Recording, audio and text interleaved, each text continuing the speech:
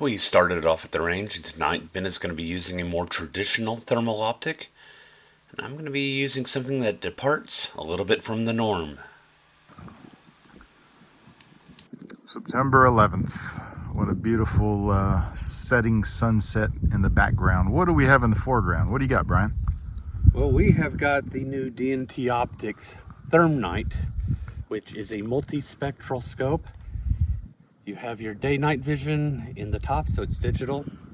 And then you have thermal here, and the thermal is at 256 resolution. There's one extra thingy hanging off the side here. What is this? Laser rangefinder. Ah. And IR illuminator. Oh my goodness, let me get to the other side. Go under. IR illuminator, laser rangefinder, digital night vision, thermal. Let's see that thermal lens. There we go. Awesome. Did you get it zeroed yet? It is. Both are zeroed, so we're good to go. Good to go. Perfect.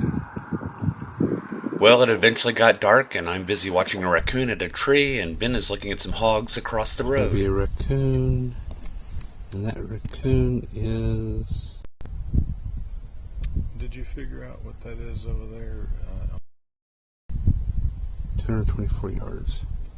We packed up and we headed across the road, and we did a spot and stalk on this property for about an hour.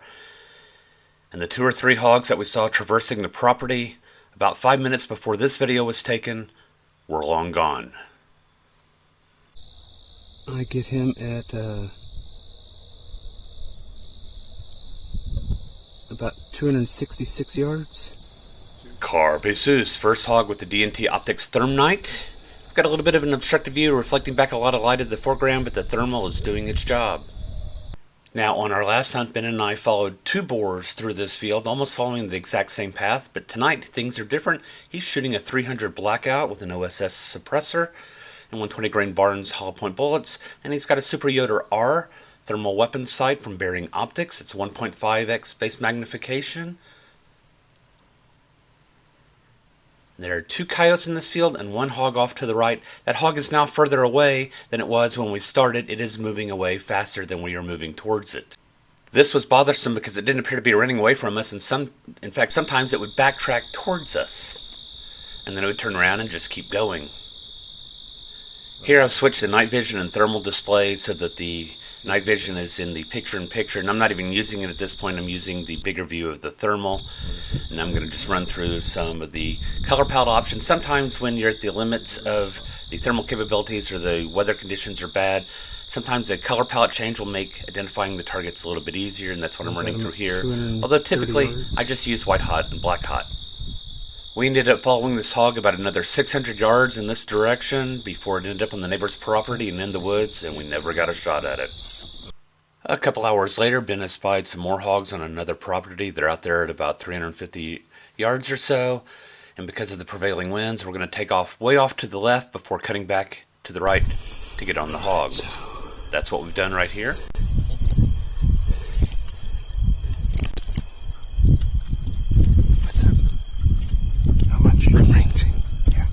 With about 3 hours behind the scope at this point, all of the functions of the scope are not yet quite committed to memory. So I'm getting the range for Ben. I need to adjust the beam on the IR illuminator. It does zoom in and out, and I don't mess with that. I end up just zooming the image instead.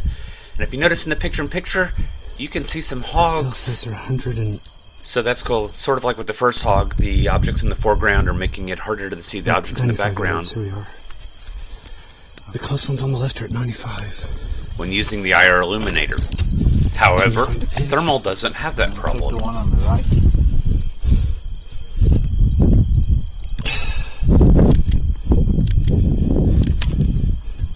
How far we're on the right? He's facing right. He's now got his butt to us. Okay, you got that one? I got the one next to him. Yep. Now this is something I had not considered. If you are running a multi-spectral scope, then if things go out of focus, Wait until you shoot. and change your distance, then you're going to have to adjust the focus on both scopes. Okay. And that's what I'm doing Are right you ready? here. Got a butt.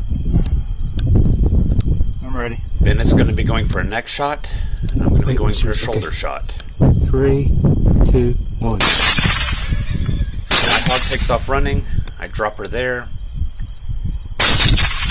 Miss on the follow-up Brenner. My original hog. It's already lethally wounded. It's still trying to get away. Wrong end. So I break her down and... He's dead. Okay. Fist bump. Fist bump, boom. The others, they just ran over the hill. Did yours go down? It went down. It's kicking, but it's on its side. None of them ran towards us. They ran over the hill.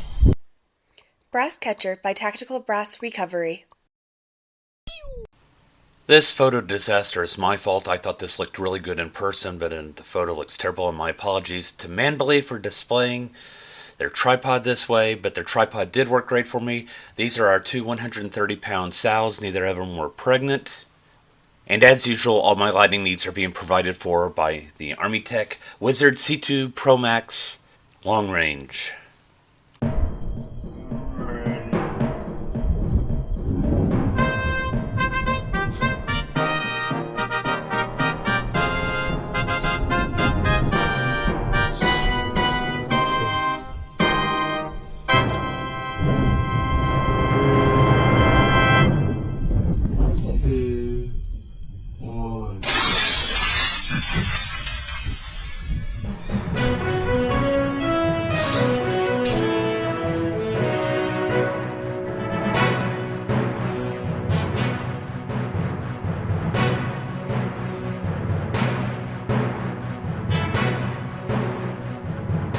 Carpe sus, my friends.